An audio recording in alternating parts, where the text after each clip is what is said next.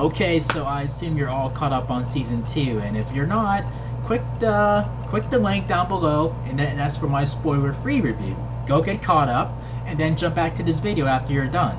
Because, again, last warning, this is a spoiler video, so you better hit stop once these fingers disappear. Go binge watch it, get caught up. Okay, so I gotta jump right to this. So the Judas bullets are obsolete now. Like, so when he got fixed, when Luke Cage went to Noah Bernstein in season 1 after he was hit with Judas bullets, he went there basically to be, whole again, to be treated. And I guess that made him also impervious to the Judas bullets. Okay, I mean, I'm not sure how I feel about that. I mean, because that, it added, like an awesome layer, like an awesome element to the story, like where it's okay, Luke is not entirely invincible, and he needs to watch his back, from here and there, because, but I guess we can throw that all out the window. I mean, I wouldn't have done that, but it is what it is. I mean, that's just a little nitpick of mine. But, and, it also, like, when Luke reunites with his father, I mean, that, it seems like it stirs up, like, some tension there, and where he is filled with rage that seems to carry on, that we see, like, off and on in the season. I mean, we've seen Luke really pissed off before. I mean, we've seen him, we've seen him, like, even, like, in a darker path, like in Jessica Jones, like when he was going to confront who he thought killed his wife, and he was going to kill that guy, and he would have killed that guy if Jessica hadn't stopped him. And but here it's like they hit the on switch to that attitude, like, that he has in this season, and then they destroyed the switch, like where it just stays on. Basically, that's how it felt to me. And Claire tried to tell him, like, you're heading down the dark path here, like, and whatever, and then that doesn't work, and then that stirs up tension between the two of them, and it leads to where she decides, okay, she needs to, detach herself from him. And it may not be an official breakup between the two of them, but it's definitely, that relationship is definitely decaying. And when I heard that Rosario Dawson doesn't know if she's going to come back, like for any of the other shows, like for the other seasons or not, and I'm like, Claire's either going to get killed off, or she's going to just decide to break it off with Luke. And it was more towards my other theory of if her and Luke kind of potentially breaking it off. I don't ship those two characters. I mean, I feel like they're better off as friends anyway. That's just me personally. So this is no major loss to me, like, like that their relationship, it's basically in a doozy or whatever. But yeah, so, and then with Misty Knight, like, you see how she really is dealing with that ordeal after the events of the Defenders, because she lost her arm in that show, and I like how we get to see how she deals with it before she gets the bionic arm that we know she's gonna have, and then dealing with all the fuckery, like coming back at work and getting, have all these one arm jokes thrown at her. I mean, like, what the hell? Even by some people, at her job, like, where they just say it to her face, like, need a hand? I'm like, what the hell? I mean, I just thought that was a little much, I mean, I didn't, mind that it was from people who are opposed to her, like, who are, like, like Ben Donovan, like the lawyer, like Mariah Dillard's lawyer, and Wilson Fisk's lawyer, and even Bushmaster. I mean, like, I get that, but yeah, I mean, cut the girl a break. And then with her bitter rival with Nandi, I think that's her name, Nandi. I mean, like, they're bitter rivals for a while, and she's a really she's a real bitch. I mean, you really feel that. And when it got to where Misty had an opportunity to, kick her ass, I was like, yeah, Misty, come on. Show her, make her remember her place. And also, like, with Mariah Dillard, you know, like who she really embraced, you know, like basically, you know, like who she was destined to be. Like in season 1 she had conflicts with that, but here she really embraces it, and she's like a whole different person. She's like even worse than she was in season 1.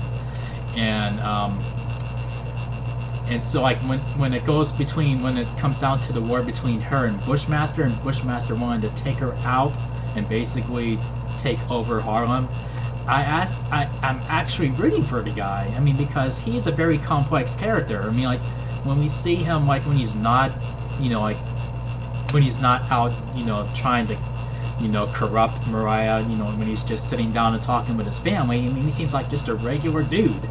I mean, like, especially with his uncle and his aunt and all that. I mean, like, you know, you can tell that that he's not all like bad, like just for the sake of being bad, you know. But yeah, even though he has done some fucked up shit, you know, like when it comes to Mariah and anybody who stands in his way in that in that quest, and Luke Cage stands in the way of that quest, and that's what puts those two at odds. And I love how the two of them fight a lot. I mean, like, it's just, I just enjoy it. I'm like, oh, they're fighting again. I wasn't expecting them to fight again like more than 3 times. I'm like, oh, they're fighting again. I wasn't expecting like, you know, it was just a pleasant surprise, you know, of how many times those two fought, and I enjoyed every second of it. And I mean, not to mention that he's the first like villain that of Luke, you know, like that could take him on without any super tech or anything whatsoever. I mean, he just did it with his bare hands, and that was really, you know, really damn fucking cool, very fucking cool. And also like if you rewatch season 1, here's a drinking game. Like when you watch season 1, every time someone says Luke Cage's name, you should take a shot. Each time his name is mentioned, because they say his name a lot, so you will not last through that binge watch if you do that. And the same thing with season 2, where every time that Bushmaster says Stokes, Mariah Stokes, you should have a little drinking game with that too, and take a shot each time he says Mariah Stokes. And you might last a little bit longer, but he does say that a lot. And that's a part of his character. I love it when he says that now. So that's like something I'm gonna hear at, you know, probably at, you know, con conventions and everything, because someone's gonna dress up like him and just say it in his accent and everything. So that's gonna be cool. And I'm glad that they left the opening for him, that they didn't handle him the way they handled Cottonmouth, where they killed Cottonmouth in the middle of season 1, and they just kept Bushmaster going, and they left the opening for him to come back next season. So I think that's pretty fucking cool. I mean, he is a very compelling villain. And yeah, I mean, like, I was thinking, okay, I'm looking forward to seeing what they do with Diamondback, but now I'm like, watch out, Diamondback, move over. Bushmaster is that dude, and I'm looking more forward to seeing him. And even though, you know, Diamondback is still out there, so we have to bring him back at some point to get some closure with that story, my guess. And back to Luke's father. So I just find it weird that when we first see him, he is rehearsing in the mirror of, I guess, of what he's going to say in church, or he's just saying that to himself, of how Luke Cage is nothing but a man and yada yada, basically talking down to him as Harlem's hero. And yet he's in Harlem to try to make amends and just, you know, reconnect with Luke. And I'm like, okay, what was the whole point of that rehearsal in the mirror thing, you know? But I mean, I did see a little bit of glimpses of Diamondback in his portrayal, and I also saw Luke as well. And I'm like, okay, so yeah, I mean, he does seem like the kind of guy that how Luke described him, pretty much, and how Diamondback described him too. So I just find this, you know, interesting. Like, okay, spoiler warning for the other shows in the Marvel, you know, like the Netflix Marvel shows. Okay, now with Jessica Jones season 2, she finds out that her mother's still alive, and she confronts, you know, like confronts her, you know, like she's having that, you know, issue. And then we have this, with Luke Cage who reconnects with his father, and then we have in Daredevil season 3 where Matt is going to reconnect with his mother. And in season 3 at some point, and she's going to play a big role in that story. So that's interesting how these three defenders are basically have to confront their parents, and just, and I guess the dark history behind, their relationship that they shared with their parents, you know what I mean? So that's really interesting, like how that's all seems to be connected with these three characters.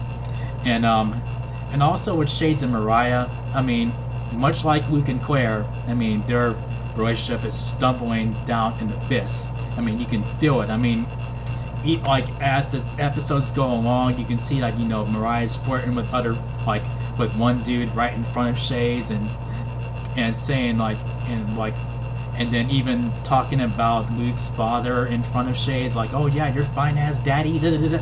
And then Shades just takes it, and then his boy Comanche basically says like, yeah, I mean, you're basically her bitch.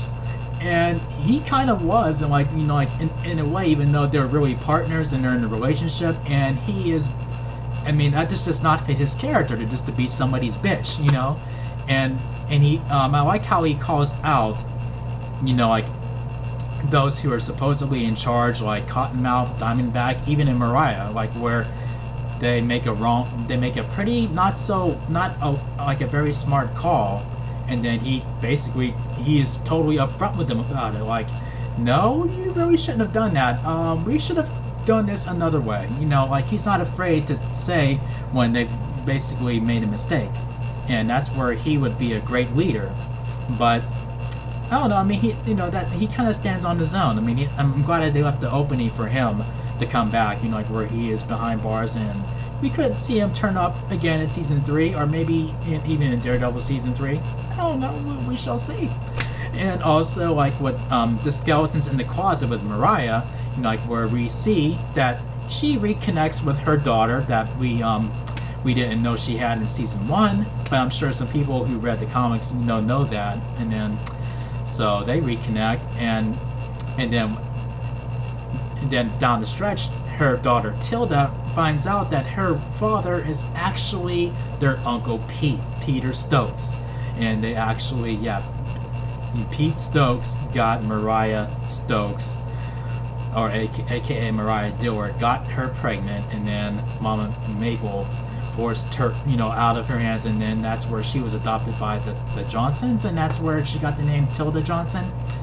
And, so, yeah, that was messed up. I mean, I don't know why I didn't think of that until they got around to that. I'm like, wait a minute. He is her dad, isn't he? Like Uncle Pete. Oh. Now, I'm just gonna talk about this briefly. With the whole Piranha wanting to hire Luke Cage. Now, when Luke decides that, okay, maybe it's a good idea that I take the offer, and that's where they're giving him a box and then something for him to wear, and we don't even know what it is at first, and he's like, I'm not putting this on. And then we find out later on when he opens the box, it's just a hoodie. It's no different than what he already wears. I mean, it's basically what he always wears. I mean, I don't get that whole, oh, I'm not putting this on. I don't get that. But I do love how in season 2 they're trying to push the the Heroes for Hire story arc that we know that is in the history of Luke Cage's legacy in the comics, where they're trying to make the fans who really want that to happen, they're just making them want it more and more and more, and he's starting to embrace that in a way. And then speaking of that, and then that's where Iron Fist pays him a visit, and that episode is one of my favorite episodes of the season. Man, just to see them reconnect and then just talk and just and it's just awesome. And then of course they're gonna kick ass. I mean, they go into one of Bushmaster's warehouses, and then they just fuck that place up. and when they're, and then not to mention when they do that awesome move, where Luke calls it patty cake, and then he tells Danny, to light up his hand, and then he holds his hand up like this, and that's where he go boom, and then everyone that was in the room with them just put, a sound wave just pushes them, the blast of from their hands colliding just pushes them all away, like where it's perfect. That's how that sequence should have ended, but it didn't. And then a few other people come in with, one has a rocket launcher, and then Luke throws Iron Fist right at him, and then he knocks them out. I mean, that's cool, but that move that they did is how that sequence should have ended. Right there. That's it. But still, it was a fucking awesome sequence. And also, I mean, like, and then where it gets down to it, another surprising thing I didn't think they were going to do is when they have Mariah Dillard, or Mariah Stokes, or whatever you want to call it, however you want to address her, she is thrown behind bars, and not only that, she is killed. Like, and the poison kiss from her daughter Tilda, like where Tilda kills Mariah. I did not think that was gonna happen. I thought they were gonna leave her alive for like one more season or something, but nope. They decide, okay, her story is told. This is it. And oh man, it does have a very Game of Thrones feel to it. It does. It was very unexpected, but very satisfying too. Very satisfying.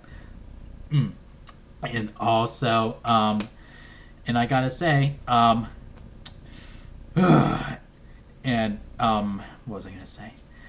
And Misty with her bionic arm, I mean, it's awesome. I mean, like, I've been waiting for that ever since I heard that she was gonna be on the show. I'm like, okay, come on. They made us want it bad, like when it looked like she could lose an arm, like in season 1 when she was shot by Diamondback. It's like, oh, is this it? Is this it? Is she gonna have is she at the point where she needs to remove her arm? Nope, she's fine. And then the Defenders, arm sliced off, like, okay, now they're really gonna do it. And then it's finally here, and I enjoy it. I really enjoy it. I mean, Misty is an awesome character, and looking forward to see her in Iron Fist season 2 of Iron Fist, and from here on in any other show that they can put her in. I mean, I love Misty. I love her. And now down to that shocking ending, like season 1 ended on a cliffhanger where it felt like the hero was defeated, and the threat is still alive and is still out there in Harlem on the streets. But here, man, I mean, like, Luke did something I didn't think he would do, even though it was kind of foreshadowing through the season with his attitude and stuff. He's now the beneficiary of Harlem's Paradise, and then he takes it. I mean, he takes over Harlem's Paradise, and he becomes the new crime boss of Harlem, pretty much.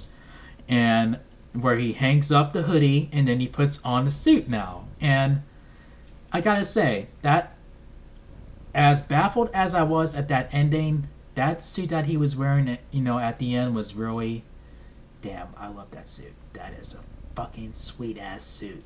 But damn, I mean, even though he has the best intentions, like where he's like, I'm gonna sit here so nobody worse than Mariah Dillard is gonna take over Harlem, and that is his way of protecting Harlem from any threats outside or within, and I mean, it's an interesting strategy, but it's very out of character for him. And even all of his friends who are saying, look, Luke, you don't have to do this. I mean, well, why are you doing this? I mean, like, you don't have to take over. I mean, they can feel that he is slipping away. Either Mariah attempted to corrupt him, where he becomes corrupted, and and that basically in that throne, or she is set out to destroy his image, the image, the people of Harlem, their image of him, or maybe all of the above, like one or the other. I mean, they're not going to look at him the same again. Like, who is this guy? I mean, like, they're not going to trust him again. And it does leave a pretty opening for season 3. Leaves it opening for a very interesting story, and I'm curious to see how that goes. And it would have to happen before a possibility of a second season for the Defenders, where they all have to come back together. And maybe that will happen. Maybe where he has to throw the hoodie back on and just basically help, face whatever threat that they may face if they were to let that happen. And also, like, with Tilda, seems like there's going to be potential of her being the next villain in season 3, possibly. Or maybe her and Bushmaster working together, because, Bushmaster has been trying so hard to take Harlem away from Mariah Dillard, or Mariah Stokes. So it'll be interesting to see how he reacts to Luke Cage sitting on that throne that he's been trying so hard to take from Mariah and just claim it for himself, because of the Stokes and the MacGyvers, he's John MacGyver, and their history together, you know what I mean?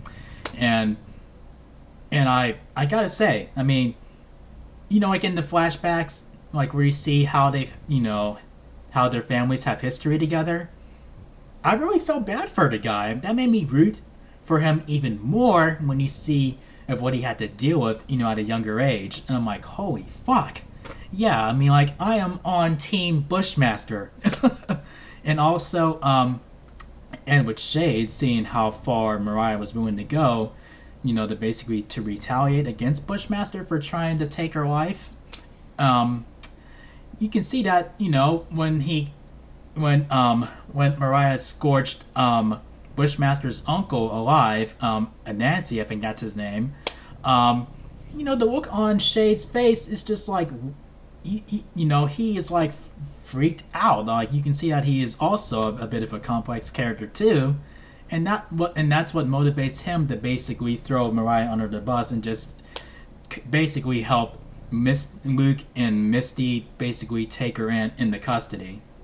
So, yeah, but damn, that ending really baffled my mind. Like, damn, and it's a shame that the actor who played Luke's father passed away. I mean, like, it would have been interesting for him to come back in season 3 and just react to how he is doing, how he's going about this, But I enjoyed the story that what they've written for that character between him and Luke. I enjoyed what they, how they reconnected and how they reconciled, and that was really awesome how they did that. So, but I mean, it's a shame that the actor passed away. I mean, God rest his soul, but it would have been interesting to see how that goes moving forward, I mean, yeah, as I echo the words of Pop's, Pop's words, but man,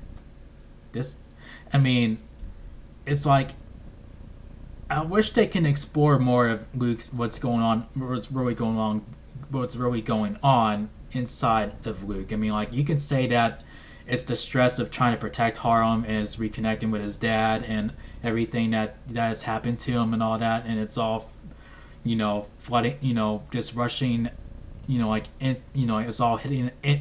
Excuse me, it's all hitting him at once. I mean, you could say that, but I like to dive into that a little bit more in season 3. Like, as he's basically, the sheriff of Harlem or whatever, or the diplomat as he called himself. So, yeah, I loved season 2. I mean, it's definitely as good as season 1, and that ending really knocked the wind out of me. I'm like, what? And then they'd have Rosalie Carbone, and like who she steps in at the 11th hour in her attempt to take over Harlem, and then Luke is just like, nope, it ain't happening. And then she, and she's not to be taken lightly, and then he basically tells her that neither is he. And for now, it seems like she agrees to basically stay, not to touch Harlem. And I didn't notice until recently, but she's set to appear in Daredevil season 3, so it'll be interesting to see her make her mark in the Netflix Marvel universe. So that'll be pretty freaking cool, and she has a lot of potential there, and I'm looking forward to seeing more of her. Even in Marvel's The Punisher season 2. I mean, let her appear on that show too. That would be interesting. So yeah, that is my spoiler talk for Luke Cage season 2. So let me know in the comment section, what did you like about it, or did you hate it, or whatever. But yeah, if you enjoyed this spoiler video, make sure you thumb up the video and click subscribe and click that bell icon so you can get notified when I upload a new video. And I'll see you guys in my next video. Peace out, y'all.